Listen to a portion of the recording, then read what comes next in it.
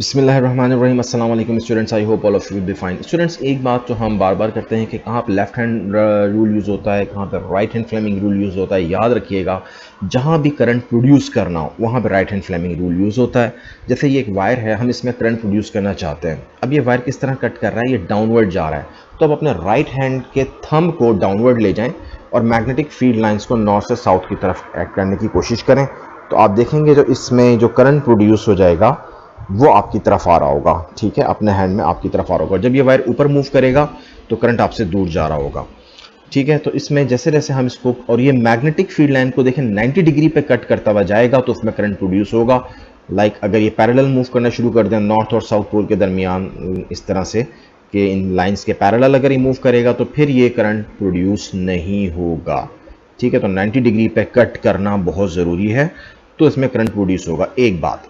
दूसरी बात कि मैग्नेट, इसमें जो करंट प्रोड्यूस होगा वो डिपेंड करेगा कि कितनी तेज़ी से आपने करंट उसको कट किया है। अगर आप बहुत तेज़ी से इसको कट कर रहे हैं तो करंट ज़्यादा प्रोड्यूस होगा, स्लोली कट कर रहे हैं तो कम करंट प्रोड्यूस होगा, लेस करंट प्रोड्यूस होगा। सेकंड थिंग, मैग्नेटिक फील्ड है। मैग्नेटिक फील्ड जितनी ज़्यादा स्ट्रांग होगी करंट उतना ज़्यादा प्रोड्यूस होगा। और दूसरी चीज़ है इसमें लेंथ, जितनी ज़्यादा लेंथ होगी या जितने नंबर ऑफ टर्न्स अगर आप ले आए यहाँ पे तो उतना ही ज़्यादा करंट यहाँ प्रोड्यूस होगा। अब जैसे यहाँ पे टर्न्स की बात करें तो एक कॉइल आ गया, लेकिन कॉइल के हिसाब से जब हम देखते हैं तो फिर वहाँ पे हम लेंजेस लॉ लगाते हैं। लेंजेस लॉ क्या कहता है? लेंजेस लॉ ये कहता है कि इस कॉइल को अगर आप करीब लेकर आ रहे हैं या नॉर्थ पोल को इस कॉइल के करीब लेकर जा रहे हैं तो यहाँ पे करंट की डायरेक्शन हमेशा ऐसी होती है कि जो अपनी ही कॉज को अपोज करती है। किस तरह अपोज करती है मैं आपको बड़े सिंपल तरीके से बताता हूँ। फॉर एग्जांपल, ये बात आप अच्छी तरह से जानते हैं कि जब भी करंट प्रोड्यूस होता है तो करंट प्रोड्यूस होने की वजह से इसमें आपके पास या तो करंट क्लॉकवाइज मूव करेगा अंदर कॉइल में या एंटी क्लॉकवाइज। तो according to the right hand grip rule, क्या बोला मैंने? राइट हैंड ग्रिप रूल, इसके अंदर भी पोलैरिटी इंड्यूस हो जाती है। ये एक नॉर्थ बन जाता है, ये साउथ बन जाता है, तो ये इसको अपोज करना शुरू कर देता है।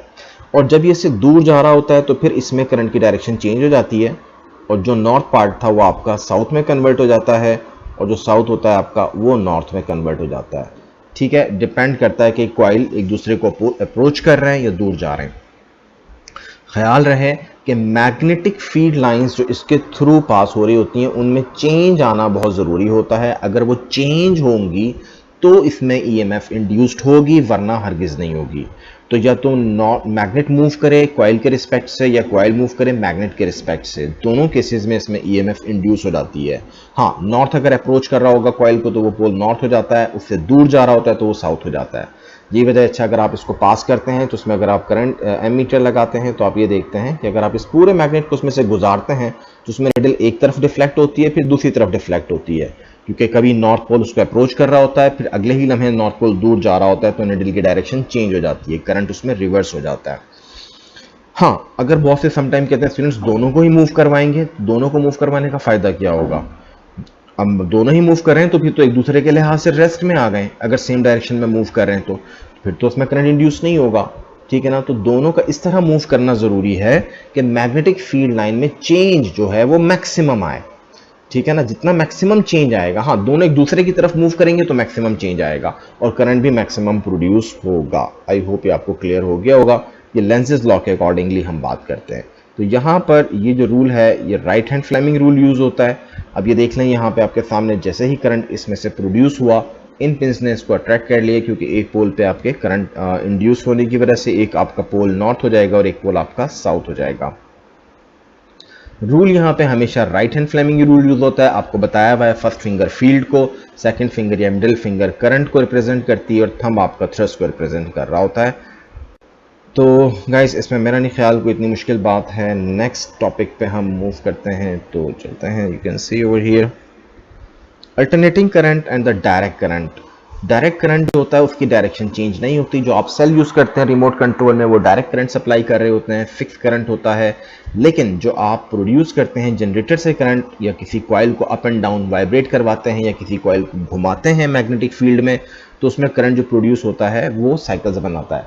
अच्छा, वो साइकिल जब आप किसी कॉइल को पूरा चक्कर घुमा दें, ठीक है ना, जैसे आपने फिर देखा होगा कॉइल लेके टर्न करें, उसको एक सर्कल में घुमा दें, तो पूरा एक सर्कल के घूमने की वजह से ये जो टाइम लगता है एक सर्कल को घूमने में, वो टाइम कहलाता है टाइम पीरियड। और उस दौरान जो करंट प्रोड्यूस होता है वो होता है ये वाला। ठीक है, अच्छा, आप कहते हैं मैं फ्रीक्वेंसी ज़्यादा करना चाहता हूँ, मैं तेज़ घुमाना चाहता हूँ। ठीक है, आप अगर तेज़ घुमाएंगे ना, तो तेज़ घुमाने की वजह से क्या होगा कि करंट की क्वांटिटी ज़्यादा हो जाएगी, क्योंकि फ्रीक्वेंसी अब कम हो गई है। ठीक है, टाइम पीरियड भी कम हो गया है, तो आपने जल्दी जल्दी घुमाया तो करंट की क्वांटिटी, अब आपको ज़्यादा करंट मिलना शुरू हो जाएगा। तो डिपेंड करता है इस बात पे भी कि आप कितनी तेज़ी से उसको घुमा रहे हैं, कॉइल को जो मैग्नेटिक फील्ड में रखा हुआ है। जितना तेज़ी से घुमाएंगे करंट उतना ज़्यादा ही इंक्रीज कर जाता है। नंबर ऑफ टर्न्स पे भी डिपेंड करता है, ये टर्न बढ़ाते हैं तो भी करंट ज़्यादा प्रोड्यूस होता है। और मैग्नेटिक फील्ड, वो मैग्नेट फील्ड जिसकी मैग्नेट में आपने उसको जिस मैग्नेट में प्लेस किया है वो भी आप बढ़ाएंगे तो आपका करंट ज़्यादा प्रोड्यूस हो जाता है। अब ये पूछ रहे हैं आपसे, which graph show below represent the change in the voltage over the time T for the simple AC generator. तो ये तो आपका जो तीसरा ग्राफ है, यानी कि यहाँ पे लेफ्ट साइड पे जो नीचे नज़र आपको नज़र आ रहा है, लेफ्ट साइड पे कॉर्नर में, ये ग्राफ बिल्कुल ठीक है। बाकी ऊपर वाले दोनों ग्राफ तो डायरेक्ट करंट को शो कर रहे हैं, और थर्ड वाला जो है वो रॉन्ग है, वो तो डिफरेंट ही सिचुएशन है। ठीक है जी, तो आई होप ये आपको क्लियर हो गया होगा। और इसके बाद चलते हैं नेक्स्ट टॉपिक पे, एसी जनरेटर किस तरह वर्क करता है, ये एसी जनरेटर का काम क्या है। एसी जनरेटर को हम मूव करवाते हैं, घुमाते हैं, और वहाँ पे राइट हैंड रूल यूज़ करते हैं। हमेशा याद रखिएगा, डीसी मोटर में लेफ्ट हैंड होता है, जनरेटर में राइट हैंड होता है। अब ये अगर आप गौर करें तो आपको नज़र आ जाएगा कि इसमें जो एक साइड है जो आपके ऊपर फोर्स लग रही है, मिसाल के तौर पे मैं आपके सामने यहाँ पे शो करता हूँ, इसकी दो साइड्स हैं जो कि परपेंडिकुलरली कट करेंगी। बाकी दो साइड जो हैं वो तो उनमें करंट प्रोड्यूस नहीं होता, लेकिन दो साइड्स में करंट प्रोड्यूस हो रहा है। तो कौन कौन सी साइड्स हैं, वो ये वाली साइड्स हैं। एक साइड तो ये वाली है, जैसे आपको मैंने दिखा रहा हूँ, रेड मार्कर से ये। अब देखें, इस साइड के ऊपर जो फोर्स लग रही है वो बता रहे हैं थंब से ऊपर लग रही है, ठीक है ना। तो फोर्स लग रही है अपवर्ड, इसके ऊपर नज़र भी आ रहा होगा आपको, ये एरो फोर्स को दिखा रहा है, ठीक है ना। ये नॉर्थ टू साउथ हो गई मैग्नेटिक फील्ड लाइंस, तो ये देख लें नॉर्थ टू साउथ हो गया मैग्नेटिक फील्ड लाइंस। तो ये आपके पास फील्ड लाइंस हो गई। अब करंट इसमें इस तरफ आना चाहिए, तो देख लें वाकई करंट इसमें इस तरफ आ रहा है, इसी तरफ आ रहा है, बिल्कुल इस तरफ आ रहा है, ठीक है। और ये वाली साइड जो डाउन जा रही होगी, इसमें करंट की डायरेक्शन चेंज हो जाएगी, करंट उस तरफ जा रहा होगा। ठीक हो गया, आई होप ये आपको क्लियर हो गया होगा, ठीक है ना। बाकी दो साइड जो हैं, ये वाली और ये वाली, इनमें करंट प्रोड्यूस नहीं होता, लेकिन जो इलेक्ट्रॉन है उन पर फोर्स लगती है तो वो करंट फ्लो करना शुरू कर देता है। अच्छा, अब बात ये है कि एक रिंग, ये स्लिप रिंग्स होते हैं। अब एक साइड जो पहले ऊपर जा रही थी, बाद में नेक्स्ट साइकिल में वो नीचे आ रही होती है, और जो नीचे जा रही होती है वो ऊपर आ रही होती है, तो उनमें करंट की डायरेक्शन चेंज हो जाती है। यानी एक अगर आपकी पहले पॉजिटिव होती है और एक नेगेटिव होती है, तो अगले ही लम्हे दूसरी वाली नेगेटिव और पहली वाली पॉजिटिव में कन्वर्ट हो जाती है, ठीक है। क्योंकि जो साइड नीचे जा रही होती है, नेक्स्ट हाफ में वो साइड ऊपर जा रही होती है, और जो साइड ऊपर जा रही होती है, नेक्स्ट हाफ में वो नीचे जाना शुरू हो जाती है, ठीक है। तो यहाँ पर हमने देखा था राइट साइड जो थी वो ऊपर की तरफ उठी थी, लेफ्ट वाली साइड पे नीचे की तरफ गई है। तो अब जब लेफ्ट वाली साइड जो है वो दूसरी तरफ आएगी तो ऊपर की तरफ उठना शुरू हो जाएगी, तो इस तरह से उसमें करंट की डायरेक्शन भी चेंज हो जाएगी। जितना फास्ट रोटेट करेंगे करंट भी उतना ज़्यादा प्रोड्यूस होगा। आई होप आपको ये क्लियर हो गया होगा। फिर हमारे पास इसकी रोटेशंस होती हैं, 90 डिग्री रोटेशन पे, 180 पे, 270 और 360 पे करंट की किस तरह प्रोडक्शन होती है ज़रा देखिएगा। ये एक छोटी सी डायग्राम में मैं आपके सामने शो करना चाहता हूँ। ये आप देख लें तो आपको नज़र आएगा कि इस वक्त जो है मैग्नेटिक फील्ड में ये आपके पास ज़ीरो है। मैं बहुत ही आपको क्लियरली एक्सप्लेन करना चाहता हूँ कि यहाँ पे आपको बहुत क्लियर हो जाए। अगर आप देखें कॉइल को, ये क्रॉस सेक्शन नज़र आ रहा है, और ये कॉइल इस तरह टर्न करना चाह रहा है, लाइक दिस। ये कॉइल है और ये कॉइल की टर्निंग है, यहाँ पे फोर्स लग रही है, ये फोर्स इसको टर्न करना चाह रही है। अभी फोर्स पैरेलल है मैग्नेटिक फील्ड लाइन्स की, ये नॉर्थ पोल है यहाँ पे और यहाँ पे साउथ पोल है, ठीक है जी। तो मैग्नेटिक फील्ड लाइन नॉर्थ से साउथ की तरफ जा रही हैं, जो आपको रेड लाइन से शो की गई है। फोर्स के लिए इन्होंने ब्लैक एरो शो किया है। अभी देख लें एरो जो है पैरेलल है मैग्नेटिक फील्ड लाइन के, इसलिए करंट यहाँ पे ज़ीरो है। अच्छा, अब जैसे ही ये घूमा, इसने 1/4 रोटेशन कंप्लीट की और ये घूम के इस पोजीशन पे आया, तो अब देखेंगे कि ये मैग्नेटिक फील्ड को इस तरह से कट करता हुआ जा रहा है, जो मैंने एरो लगाया है परपेंडिकुलर हो गया, तो यहाँ पे करंट भी मैक्सिमम हो जाता है, ठीक है। अच्छा, मजीद जब ये घूमता है तो फिर यही एरो आपका इस पोजीशन पे चला गया, अब ये मैग्नेटिक फील्ड के पैरेलल हो गया है, तो इसमें फिर आपका करंट कम होना शुरू हो जाता है।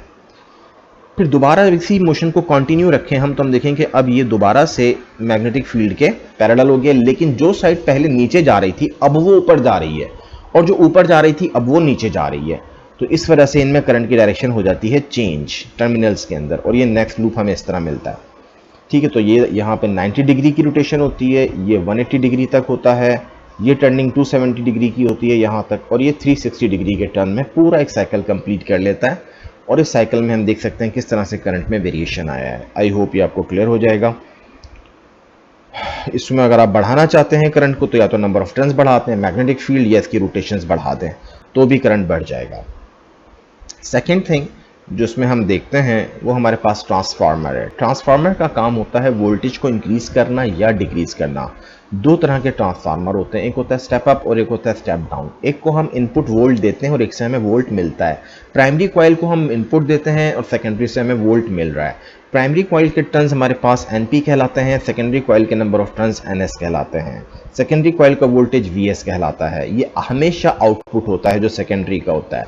इसमें वाज़ेह तौर पे आप देख सकते हैं कि प्राइमरी कॉइल के नंबर ऑफ टर्न्स ज़्यादा हैं सेकेंडरी कॉइल के मुकाबले में। ये आपका स्टेप डाउन ट्रांसफार्मर है। कहाँ पे लगाया जाता है स्टेप डाउन ट्रांसफार्मर? जब आपके पास इलेक्ट्रिसिटी टाउन में पहुंच जाती है डैम से, और वो बहुत हाई वोल्ट पे होती है, लेकिन घर में हम उसको 1000 वोल्ट से लेट्स सपोज 240 वोल्ट पे लेके जाना चाहते हैं, तो फिर हम उसको स्टेप डाउन कर लेते हैं।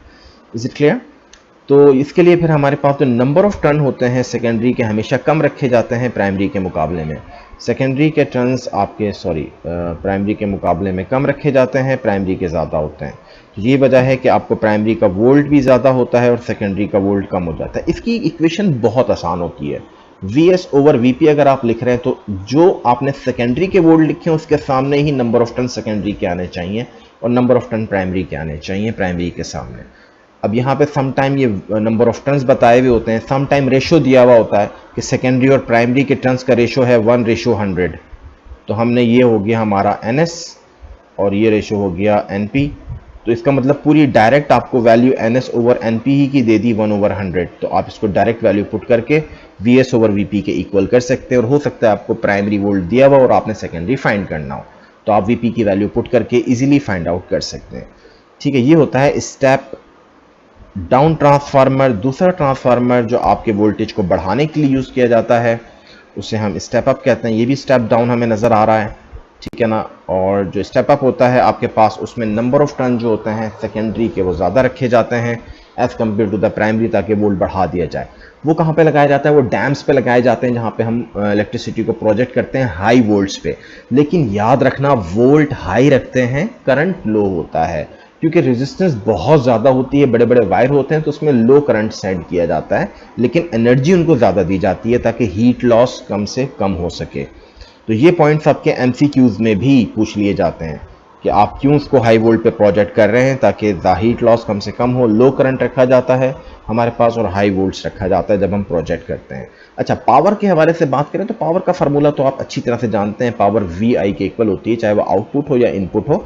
लेकिन इनपुट पावर प्राइमरी कॉइल को मिल रही होती है, आउटपुट पावर सेकेंडरी को मिल रही होती है। तो सेकेंडरी के लिए फिर हमारे पास जो होता है वो फार्मूला तो वही है VI, लेकिन प्राइमरी के लिए हम VP/IP लगा देते हैं या VS/IS लगा देते हैं, या आप VS पहले लिख लें, इससे कोई फ़र्क नहीं पड़ता।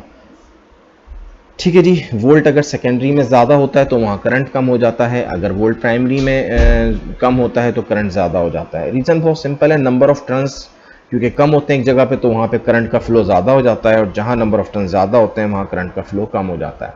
अब जैसे यही देख लें आपके सामने 300 वोल्ट से वहाँ पे 180 वोल्ट से, तो करंट आपको कहाँ पे कम मिलेगा? करंट आपको कम मिलेगा जहाँ पे नंबर ऑफ वोल्ट्स ज़्यादा हैं, ठीक है, यानी कि वहाँ पे जहाँ पे टर्न्स आपको 5 नज़र आ रहे हैं, क्योंकि रेजिस्टेंस वहाँ पे ज़्यादा फेस करनी पड़ती है।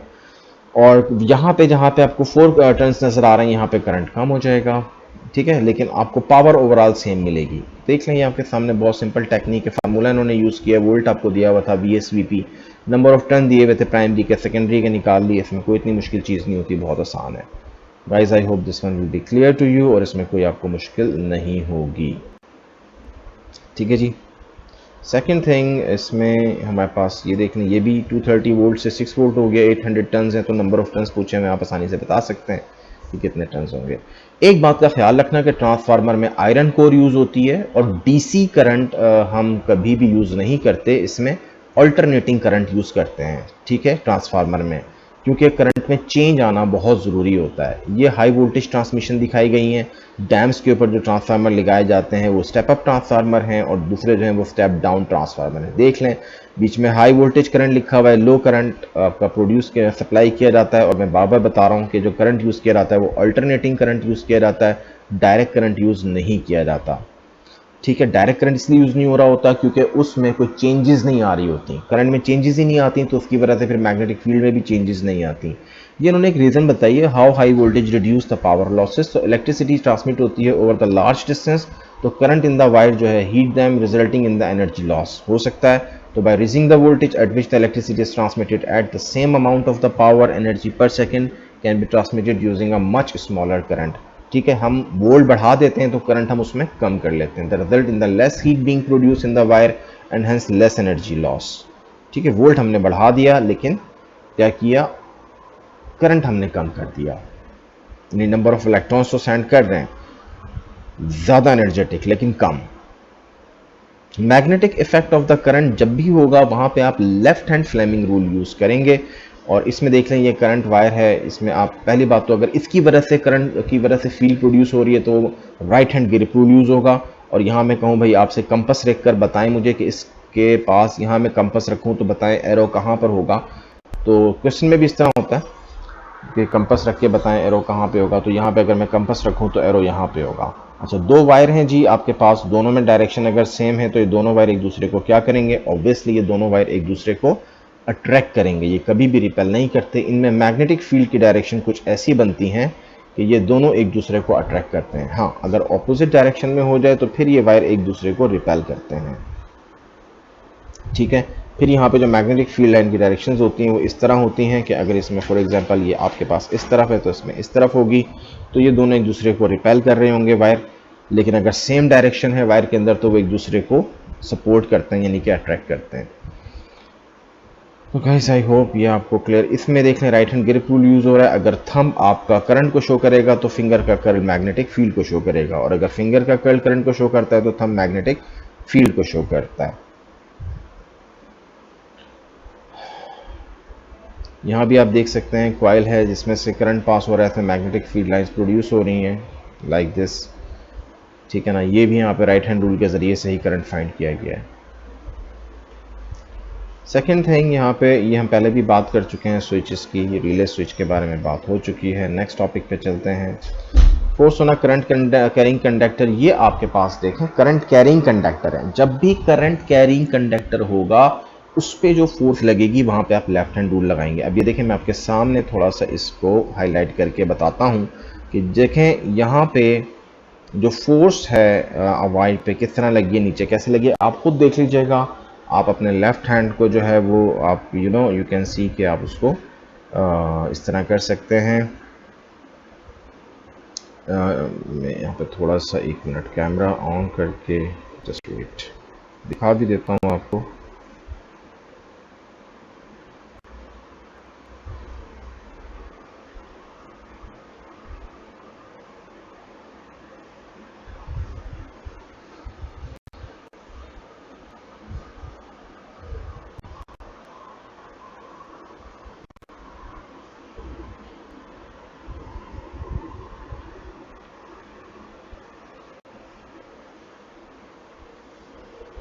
ये देख लें ये मेरा लेफ्ट हैंड है, लेफ्ट हैंड में आपके पास ये फिंगर्स हैं।